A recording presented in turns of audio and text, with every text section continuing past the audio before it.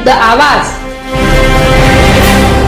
नवापूर तालुक्यातील डोकारे साखर कारखान्याचे चेअरमन भरत माणिकराव गावित यांनी आपल्या कार्यालयात सर्वात प्रथम स्वर्गीय माणिकरावजी गावित यांच्या प्रतिमेस पुष्पहार अर्पण करून पत्रकार परिषदेला सुरुवात केली.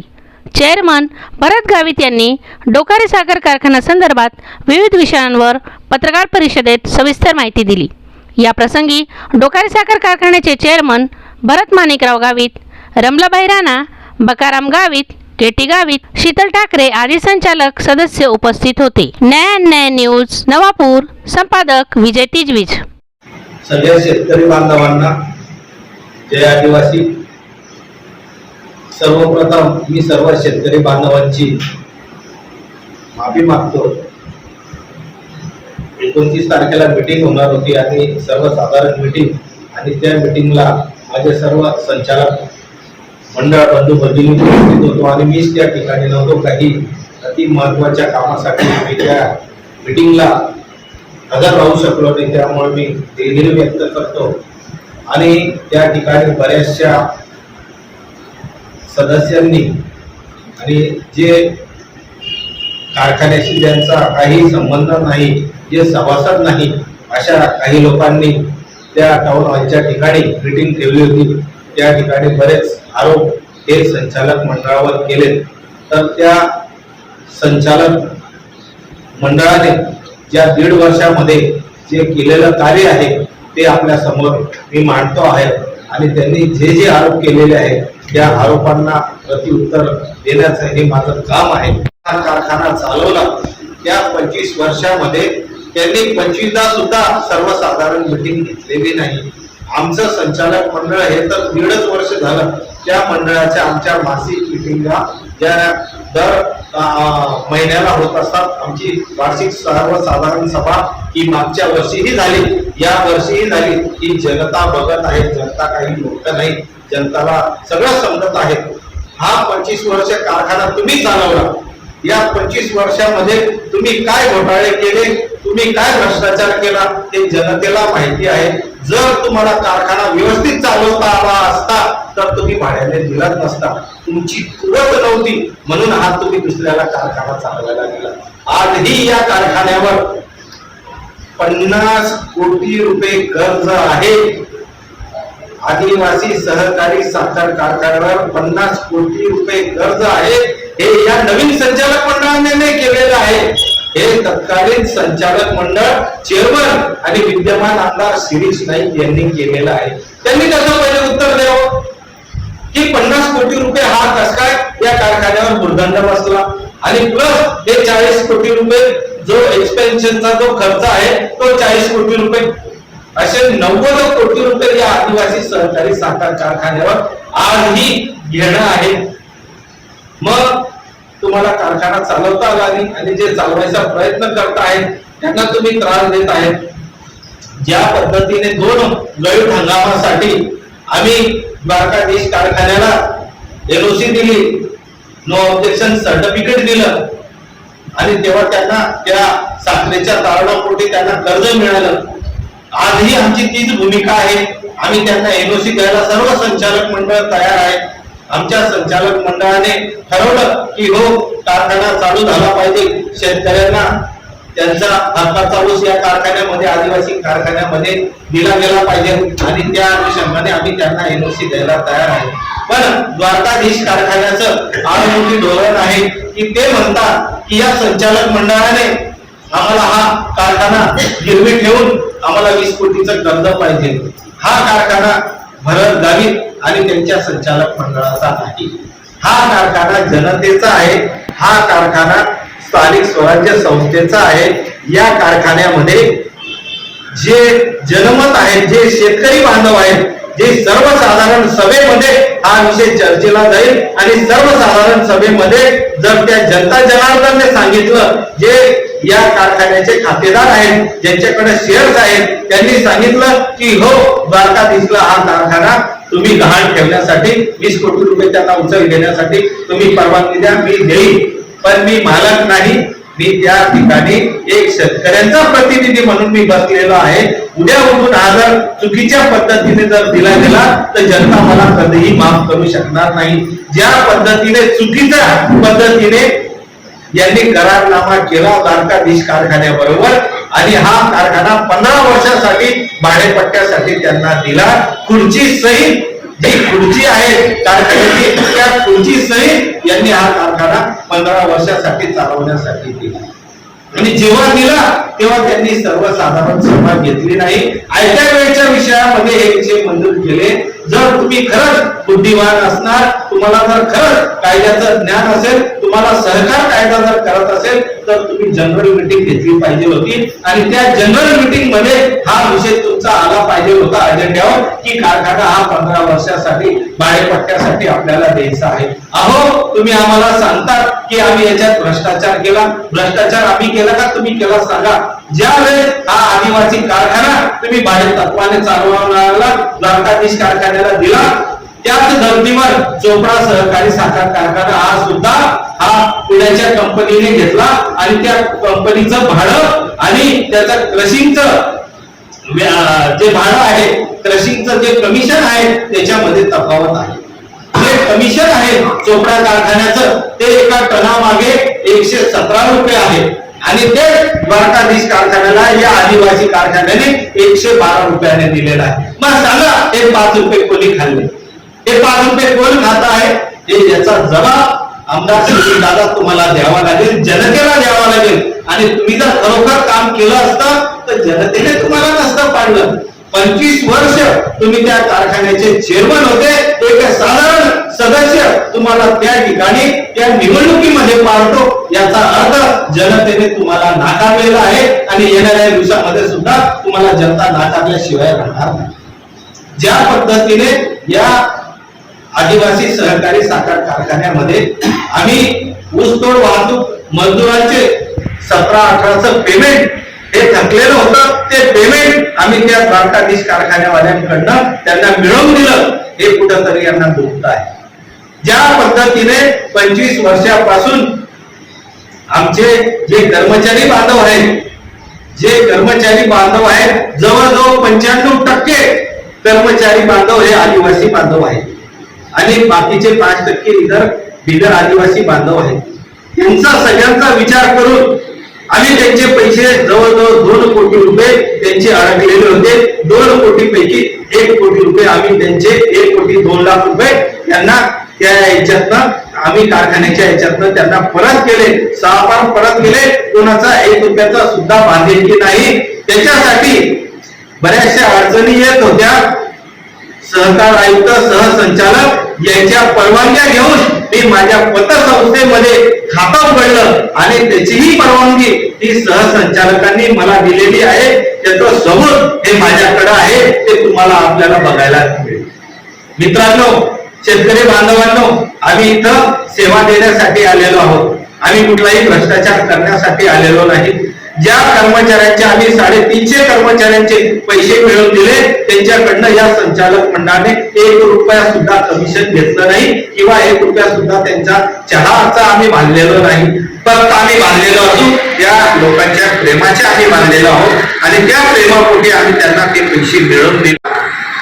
मदत करू, पण तुम्ही पहिले व्यापाऱ्यांचं देणं देऊन द्या, त्याच्यानंतर तुम्हाला काही कर्मचाऱ्यांचं द्यायचं असेल तर द्या. पण मी त्यांना साफ व्यापाऱ्यांना नाकारलं नाही. मी तुमचे पैसे देऊ शकत नाही, कारण ज्या लोकांनी मला निवडून दिलेलं आहे, ज्या समाजामध्ये आम्ही वावरतो आहोत त्या समाजाचं आम्हाला देणं लागतं. इथं आम्हाला सेवा करण्यासाठी लोकांनी बसवलेलं आहे, जनतेची सेवा करण्यासाठी बसवलेलं आहे.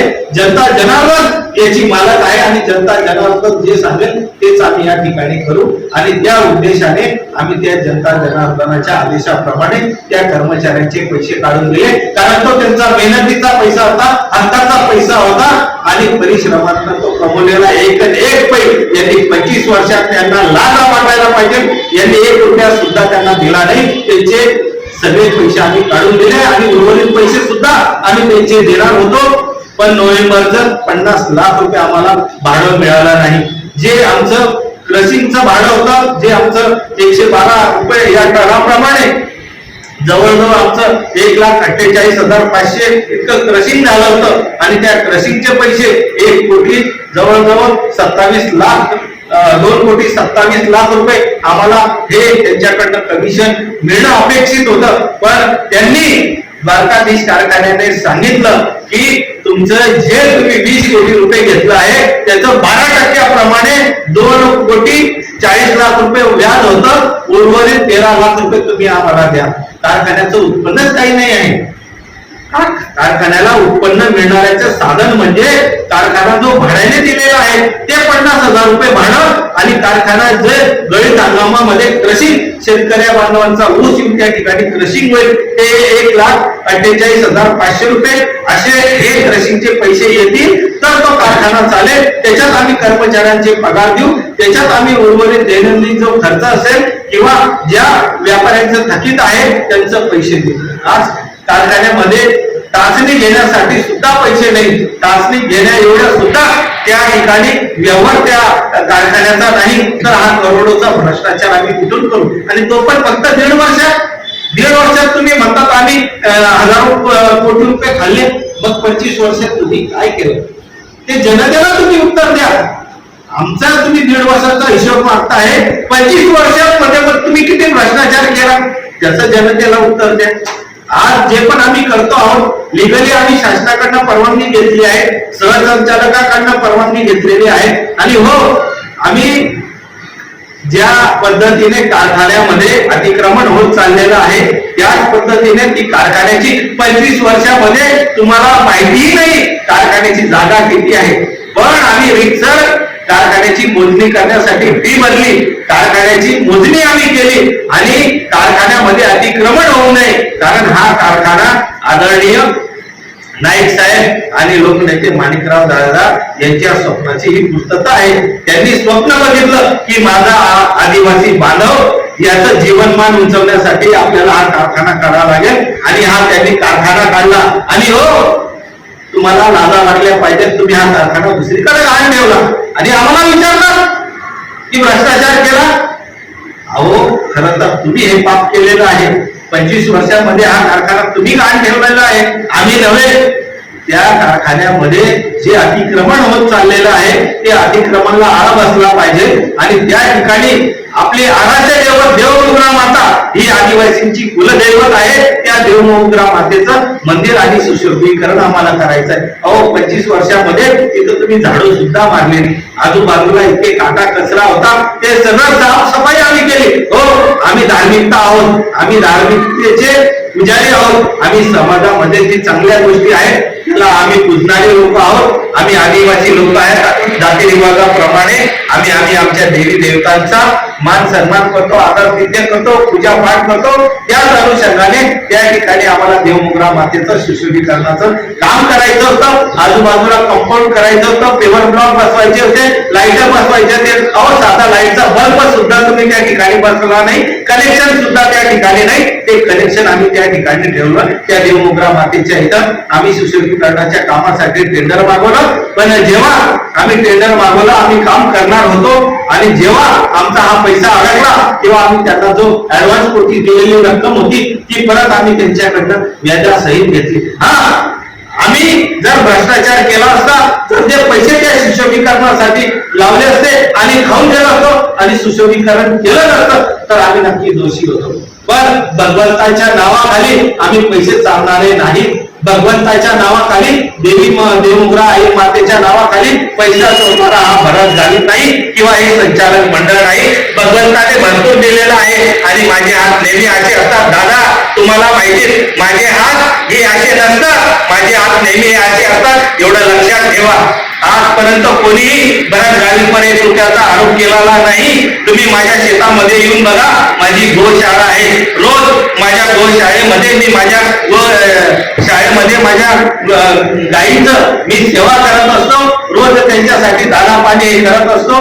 महिन्याचा माझा स्वतःचा खर्च हा लाखो मध्ये आहे. तर मी त्या कारखान्यामध्ये मला काय भेटेल, अपेक्षा काय? अहो जर मला जर खायचं राहिलं तर 25 वर्ष तुमच्या बरोबर होतं. खरं सांगा तुम्ही जर तुमच्या ऍडमिशन दिलं तुम्ही बराच गाडीला 1 रुपया सुद्धा कमिशन दिलं का? आणि मी मागितलं का तुमच्याकडनं? मी कधीच मागितलं नाही. सगळे तुम्ही ठेके तुमच्याकडे होते. मोलासीस तुम्ही वापरायचे, बगॅस तुम्ही वापरायचे. कारखान्याचे जे तुम्ही साखर निघायची लिलावाचे ठेकेदार तुमचे आहेत. चौकशी करा, तुमचे फोन टॅपिंग करा. तुम्ही त्यांच्याकडनं किती कमिशन काढलं आहे, त्यांच्याकडनं किती पैसे घेतलेले आहे, इलेक्शन मध्ये त्यांच्या घरामध्ये किती पैसे ठेवलेले आहे, ते सगळं तुम्ही जनतेसमोर आणा. बरोबर आहे. भ्रष्टाचार कोणी केला? आम्ही केला का तुम्ही केला? जर आम्ही केला असेल तर जनता आम्हाला सोडणार नाही, आणि तुम्ही केला असेल तर जनता तुम्हाला सोडणार नाही. पण लक्षात ठेवा, हा कारखान्यावर राजकारण करू नका. राजकारण करण्यासाठी बऱ्याचशा जागा आहेत. श्री दादा, तुम्ही मैदानात या, आम्ही पण मैदानात आहोत. पण हे राजकारण करण्याचं क्षेत्र नाही, कारण ही सहकारी संस्था आहे. आदरणीय नाईक साहेब, आदरणीय माणिकराव दादांनी ही संस्था उभी केली आहे. अहो, तुम्ही जर खरोखर नाईक साहेबांचे वाढत राहिले असते तर तुम्ही बोलले असते, भरत भाऊ मी तुमच्या बरोबर आहे, चला हा द्वारकाधीश कारखाना कसा आपला कारखाना गळीत आणून चालू करत नाही, आपल्या शेतकऱ्यांचं नुकसान आहे, आदिवासी बांधवांचं नुकसान आहे, चला मी तुमच्या बरोबर येतो, कारण त्याच्याबरोबर मी करार केलेला आहे, हा कारखाना तुला चालू करावा लागेल. चालू करण्यासाठी तुम्ही मी जर एकत्र आलो असतो तर या द्वारकाधीशला हा कारखाना चालू करायला आपण भाग पाडला असतं. पण त्याच्यातही तुम्ही राजकारण करत आहे. लाज वाटली पाहिजे तुम्हाला, कीव वाटते तुमची, की तुम्ही अशा पद्धतीने राजकारण करत आहे. त्या शेतकऱ्यांना तुम्ही सोडत नाही, त्या शेतकऱ्यांसाठी चूक तुम्ही सुद्धा त्या सहसंचालकाला पत्र देतात, आणि तो तुमचा एक तीन पाठ माणूस तो पत्र लिहितो, तक्रारी करतो की संचालक मंडळ बरखास्त करा. त्या संचालक मंडळाने काय खाल्लेलं आहे? अहो, हा कारखाना तर तुम्ही बेकायदेशीररित्या भाडेपट्ट्याने त्यांना दिलेला आहे, आम्ही दिलेलं नाही. उद्या जर ही सगळी चौकशी झाली, आम्ही नाही, तुम्ही जेलमध्ये जाणार आहे. आणि तो जो तुमचा कर्मचारी आहे ना, तुमच्या नावावर लाखो करोडो रुपये खाल्लेले आहेत, बोगस दूध त्याने टाकलेला आहे, त्याची चौकशी चालू आहे. आज ना उद्या तो त्या गदाआड होणारच आहे. इतका भ्रष्टाचार तुमच्या लोकांनी केलेला आहे. ज्याचं टन 10 असेल त्या ठिकाणी 15 टन तुम्ही दाखवलेला आहे. असा पैसा तुम्ही तिथून कमवलेला आहे. करोडो रुपये तुमच्याकडे आहे. आज तुमच्याकडे जी प्रॉपर्टी आहे ती सगळी आदिवासीच्या कारखान्याच्या जीवात कमवलेली आहे. त्याचं सुद्धा गबाड निघाल्याशिवाय राहणार नाही. जनता तुम्हाला माफ करणार नाही. हो, आम्ही जनतेचे सेवक आहे, जनतेसाठी आम्ही काम करणार आहोत. ज्या पद्धतीने द्वारकाधीश बरोबर तुम्ही करार करून दिला आहे 15 वर्षाचा, तो जर करार तुम्ही आज संपुष्टात आणा, उद्या कारखाना आज संचालक मंडळाने जर नाही केलं तर राजकीय संन्यास घेऊन गेली. पण हा कारखाना आम्ही सुद्धा चालू करू शकतो. पण शेवटी कायद्याने आमचे हात बांधलेले, तुम्ही हात बांधून ठेवलेले आहेत. तुम्ही त्याला कारखाना दान दिलेला आहे, आणि त्या कारखान्याला सांगितलेलं आहे की 15 वर्षापर्यंत हा कारखाना तुम्ही चालवा. जर करार केला नसता तर आज सुद्धा तो कारखाना चालवण्यासाठी हे संचालक मंडळ सक्षम आहे. 4, 5, 10 कोटी रुपये आम्ही स्वतः गिरवी राहिलो असतो, पण हा कारखाना चालू केला असता. पण दुर्दैव एवढंच आहे की हा कारखाना चालू करण्यासाठी आमच्याकडे परवानगी नाही. ती परवानगी शासनाने तुम्ही त्या द्वारकाधीशला दिलेली आहे. त्याच्यामुळे तो द्वारकाधीश जो निर्णय घेईल तो तुम्हाला बघावा लागेल. पण आम्ही पण गप्प बसणार नाही. आम्ही आमच्या लोकांची अस्तित्वाची लढाई लढू, हा कारखाना चालू करायला लावू. एक टिपरा सुद्धा किंवा द्वारकाधीशला आदिवासीचं जाऊ देणार नाही. जोपर्यंत आदिवासी सहकारी साखर कारखाना हा द्वारकाधीश चालू करणार नाही, तोपर्यंत आदिवासींचा एक सुद्धा टिपरा त्या द्वारकाधीश पर्यंत आम्ही जाऊ देणार नाही. हे आमचं संचालक मंडळाने ठरवलेलं आहे. कारण हा आदिवासींचा कारखाना आहे. आदिवासींचा कारखाना तुम्ही घेतलेला आहे, तुमच्या स्वार्थापोटी द्वारकाधीशने घेतलेला आहे. काय नाही, फक्त 50 लाख रुपये यांचा खर्च होईल, 50 लाख रुपये भाडं जाईल. पण हा सगळा ऊस तो द्वारकाधीशला घेऊन जाईल. द्वारकाधीशला घेऊन गेल्यानंतर तिथं मुलाशीच बघा आणि तेलात तो काढेल, तिथं 2 पैसा त्याला मिळेल. तो व्यापारी आहे, तो शेतकरी नाही. आम्ही शेतकरी आहोत, शेतकऱ्यांच्या पोरं आहोत. आम्हाला हा कारखाना जिवंत ठेवायचा आहे. कारण जे आमच्या बापाने, तुमच्या वडिलांनी, माझ्या वडिलांनी हा कारखाना सुरू केलेला आहे. त्यांच्याबरोबर बरेचसे दिवंगत जे जुने लोक आहेत ते नाही आहेत, पण बाकी लोक आहेत. हा कारखाना आम्हाला जिवंत ठेवायचा आहे, शेतकऱ्यांसाठी जिवंत ठेवायचा आहे. आणि जोपर्यंत आमच्या जीवात जीव राहील तोपर्यंत हा आदिवासी कारखाना जिवंत राहणार आहे. या कारखान्याला आम्ही बंद पडू देणार नाही. जर द्वारकाधीशने सांगून दिलं की हा कारखाना चालवण्यासाठी असमर्थ आहे, दुसऱ्या दिवसापासून हे संचालक मंडळ तो कारखाना चालवण्यासाठी समर्थ राहील, एवढंच या निमित्ताने सांगतो. द्वारकाधीश आणि शिरीष नाईक हे दोघे मिळून हा कारखाना बंद पाडण्याच्या स्थितीमध्ये आहे, कारण दोघी भागीदार आहेत, दोघी एकमेकांना दोघांनी करार केलेला आहे. आणि जे चोपडा कारखान्याला 117 रुपयाचं कमिशन मिळत आहे ते आदिवासी कारखान्याला 112 रुपयाचं मिळत आहे, म्हणजे 5 रुपये कुठेतरी गलपत झालेले आहे आणि ते छुप्या मार्फत यांना नक्कीच मिळत असेल, म्हणून हे मिलीभगत ते करत आहेत. अहो शिरीष दादा, तुम्ही आमदार आहेत, लोकप्रतिनिधी आहेत, तुम्हाला सुद्धा या शेतकऱ्यांच्या मतांची गरज आहे आणि तुम्ही हा शेतकऱ्यांसाठी कारखाना चालू होणे, स्वतःचं मत वाढवण्यासाठी तुम्ही आदिवासींची हालापेष्टा करत आहेत. लाला वाटू द्यायचा आहे. हा जर कारखाना जर चालला तर हजारो शेतकऱ्यांचे चुले जळतील, हजारो कर्मचाऱ्यांचे घर चालतील. हा जर कारखाना बंद झाला तर जनता तुम्हाला माफ करणार नाही, कारण या ठिकाणी 80 ते 90% हे कर्मचारी हे आदिवासी बांधव आहेत. आज त्यांच्यावर उपासमारीची वेळ आलेली आहे. हंगामी कर्मचारी बिचारे आस लावून बघतायत की हा कारखाना कधी चालू होईल. त्या हंगामी कर्मचाऱ्यांची आज बिचाऱ्यांची वाईट अवस्था आहे, त्यांना कुणी विचारत नाही आहे. पण आज करार तर 3 महिने अगोदर झाला असता, हंगामी लोकांनी काम केलं असतं, त्यांना सुद्धा रोजगार मिळाला असता. पण हे पाप सगळं शिरीष दादा तुमच्यामुळे घडत आहे. आजही मी या पत्रकार बांधवांच्या मार्फत मेसेज देतो, द्वारकाधीश कारखान्यावाल्याला बोलवा, तुम्ही बघा, मी म्हणतो हा कारखाना कसा चालू होत नाही याच्यासाठी आपण प्रयत्न करतो. केव्हाही आमची सामंजस्याची भूमिका आहे, पण असे आरोप चुकीचे करू नका. तो आदिवासींचा कारखाना आहे, या कारखान्यामध्ये राजकारण नका येऊ. तो कारखाना चालू झाला पाहिजे, हे आमचं प्रामाणिक मत आहे. ज्या पद्धतीने द्वारकाधीश कारखान्याने सगळ्यांना द्वारकाधीशच्या ज्या शेतकऱ्यांना ऊस दिला होता त्या लोकांना त्याने 175 रुपये प्रमाणे पैसे दिले. उर्वरित आदिवासी कारखान्याच्या जे लोक होते ज्यांनी ऊस दिला होता आदिवासी कारखान्याला त्यांना 75 रुपये दिले आहेत. 100 रुपये अजून आमचे बाकी आहे. ही सुद्धा आमची विनंती आहे आपल्या पत्रकार बांधवांच्या माध्यमातून की 100 रुपये त्या आदिवासी गरिबाचे पैसे या द्वारकाधीश कारखान्याने दिले पाहिजे. आणि त्याच्यासाठी दादा तुम्ही लढले असते तर आमची कॉलम ताट झाली असते की आमचा लोकप्रतिनिधी बघा कारखान्यामध्ये आला, पण समाजासाठी लोकांसाठी तो आज त्या ठिकाणी मांडतो आहे की नाही माझ्या आदिवासी बांधवाला 100 रुपये द्या, आम्ही टाळ्या टिकल्या असतात. तुम्ही आमचे लोकप्रतिनिधी म्हणायला सुद्धा आम्हाला लाज वाटते. तुम्ही याच्यावर राजकारण करताय. अहो या बरोबरीने या हजारो साकार सम्राट आहे की ते सगळे एकत्रितरित्या त्या भागाचा विकास करताय, कामं करताय. काय केलं या 25 वर्षांमध्ये? हा देशोधडीला कारखाना लावून गेला. अरे ज्या आई वडिलांनी आपल्याला हा कारखान्यासाठी रात्रंदिवस मेहनत केली, तो कारखाना दुसऱ्याच्या ताब्यात दाण्यात येऊन गेला.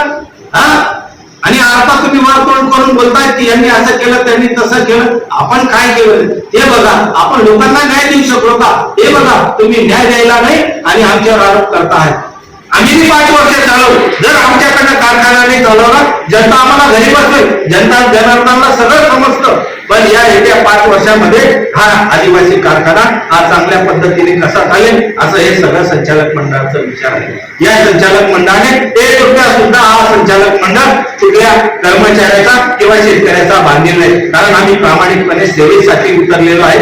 जनतेने ज्या कामासाठी आम्हाला निवडून दिलेला आहे हा कारखाना नक्कीच पुढे नेण्याची आमची तयारी आहे. आणि जर ठरवलं येणाऱ्या दिवसामध्ये नक्कीच द्वारकाधीश कारखान्याने सांगितलं की हो माझे पैसे तुम्ही परत करा आणि हा कारखाना आदिवासी कारखाना चालेल, ती सुद्धा आमची तयारी आहे. शासनाकडनं सुद्धा आम्ही त्या पद्धतीने मागणी केलेली आहे. अहो शिरीष दादा सरकारमध्ये होता तुम्ही, शिरीष दादा तुम्ही आमदार होता, तुम्ही जर मागणी केली असती तर या सरकारने सुद्धा तुम्हाला 100, 150, 200 कोटी रुपये दिले असते. कारण सगळ्या महाराष्ट्राला कारखाना चालवण्यासाठी कारखाना अडचणीत असताना सरकारने मदत केली, आदिवासी कारखान्याला सुद्धा मदत केली असती. पण दुर्दैव आपलं या बिंडोकांनी तो कारखाना हा गहाण ठेवून दिला आणि जो कारखाना गहाण ठेवून दिला त्या कारखान्याला सरकार मदत करू शकत नाही. तुमच्याकडे तर आमदारकी होती, तुम्ही जर सरकारशी भांडले असता 2.5 वर्ष तुमच्या कार्यकाळामध्ये सरकार काँग्रेसचं होतं, त्या कार्यकाळामध्ये तुम्ही जर केलं असतं तर हे सगळं जाऊ शकलं असतं. पण तुम्हाला तेवढी अक्कलच नाही. तुम्हाला फक्त तीच अक्कल आहे उडवायची, दुसरी कुठलीच अक्कल नाही. ज्या शेतकरी मेहनतीने पैसा कमवतो त्या शेतकऱ्याला काहीतरी देणं लागतं. या हिशोबाने जर आपण जर काम केलं तर येणाऱ्या दिवसामध्ये नक्कीच हा कारखाना पुढे गेला असता. आपले विचार ते नाही, आपले विचार फक्त जी संस्था चालव तिला कसं खाता येईल आणि तिला कसं बंद पाडता येईल एवढंच आपलं ध्येय आहे. म्हणून माझी विनंती आहे, शेतकरी बांधवांना विनंती आहे की शेतकरी बांधवांना मी तुमचा हात जोडून विनंती करतो की या संचालक मंडळाने कुठल्याही प्रकारचा भ्रष्टाचार केला नाही, कधीही भविष्यात करणार नाही. कोणाचे पैसे खायचे कोणाचे नाही खायचे हे सुद्धा भगवंताने आम्हाला शिकवलेलं आहे. आमची शेतीवाडी आहे, आमच्या शेतीवाडीमध्ये भरपूर उत्पन्न येतं. ते शेती फक्त आम्ही सगळेजण व्यवस्थित आहोत, फक्त तुम्ही तिकडं फिरत राहता. तुम्ही बघा तुमचं उत्पन्नाचा सोर्स काय आहे. म्हणून त्याने आज करोडोचे बंगले बांधून घेतलेले आहेत, त्याची सुद्धा चौकशी करा. आज जे बिचारे शेतकरी जे कर्मचारी त्या ठिकाणी आहेत आज ते सुद्धा झोपडीमध्ये राहतात. आदिवासी जेवढे कर्मचारी आहेत ते आज सुद्धा झोपडीमध्ये राहत आहेत आणि जो तुमच्या मागे भिंतीला फिरतो आहे तो आज करोडोच्या बंगल्यामध्ये राहतो आहे. हे सुद्धा तुम्ही तू पुढे करा ना. मग तेव्हा समजेल ना जनतेला की त्याच्या नावाने एक इंच सुद्धा जमीन तुमच्या त्या कर्मचाऱ्याच्या नावावर नव्हती आणि त्याच्या नावावर करोडोचा ऊस टन जातो. म्हणजे हा ऊस आला कुठून, ते उत्पन्न आलं कुठून, ते पैसे गेले कुठं याची सुद्धा तुम्ही चौकशीची मागणी करा. तर आम्ही खरं समजू की तुम्ही आमचे लोकप्रतिनिधी आहात. तुम्हाला फक्त आणि फक्त राजकारण करायचं आहे, राजकारणाशिवाय दुसरा पर्याय नाही. माझी विनंती आहे की द्वारकाधीश कारखान्याला सुद्धा विनंती आहे की हे सर्व संचालक मंडळ ते तुम्हाला सर्वतोपरी मदत करेल. हा कारखाना तुम्ही चालू करा, कुठलीही तुम्हाला अडचण येणार नाही. जेव्हा जेव्हा या कारखान्याला आमची गरज लागेल तेव्हा तेव्हा हे संचालक मंडळ या कारखान्यासाठी मदतीसाठी तयार आहे. पण एवढंच आहे की आमच्या शेतकरी बांधवांना, आमच्या कर्मचाऱ्यांना आणि आमच्या संचालक मंडळांना हीन वापरून देऊ नका. तुम्ही मालक नाही, तुम्ही चालक आहात. या पद्धतीने जर तुम्ही कारखाना चालवला तर आम्ही नक्कीच सहकार्य करू. हा कारखाना सहकारी तत्वावर चालणारा आहे, हा प्रायव्हेट कारखाना नाही. त्याच्यामुळे सर्वांना सामंजस्यपणे तुम्ही घेऊन चाला, आम्ही नक्कीच सहकार्य करू. अजूनही सांगतो एनओसी जी पाहिजे असेल ती एनओसी देण्यासाठी मी तयार आहे. पण कारखाना गहाण ठेवून 20 कोटी रुपये मी त्यांना देऊ शकत नाही, कारण तेवढे अधिकार मला नाही. ते जनता जनार्दनला आहेत, शेतकरी बांधवांना आहेत. शेतकरी बांधवांनी सांगितली की हा कारखाना गहाण ठेव आणि त्या द्वारकाधीश कारखान्याला 20 कोटी रुपये दे, तर मी तेही करायला तयार आहे. पण जोपर्यंत जनता जनार्दन तो आदेश करत नाही तोपर्यंत मी ती एनओसी देऊ शकत नाही. एनओसी हीच देऊ शकतो जशी मागच्या वर्षी तुम्हाला एनओसी दिली. जे तुमचं उत्पन्न आहे ते उत्पन्न तुम्हाला जे उत्पन्न आहे ते तुम्हाला कुठल्याही उत्पन्नाचं साधन नाही. त्याच्यामुळे कोणाकडनं तरी व्यापारी बांधवांकडनं तो कारखाना दैनंदिन व्यवहार चालवण्यासाठी कागदपत्र येण्यासाठी संचालक ऑफिसचं उपसंचालक यांचं साखर आयुक्तांना वेळोवेळी पत्र करावा लागतो, मेल करावा लागतो. याच्यासाठी कारखान्याकडे कुठलाही निधी नाही, कुठलाही पैसा नाही. म्हणून देवमुद्रा गॅस एजन्सीकडनं आम्ही हात उसरवार पैसे घेतो आणि ते पैसे त्यांना आम्ही परत त्या चेकद्वारे त्यांना देतो. याच्यामध्ये कुठल्याही प्रकारचा भ्रष्टाचार नाही.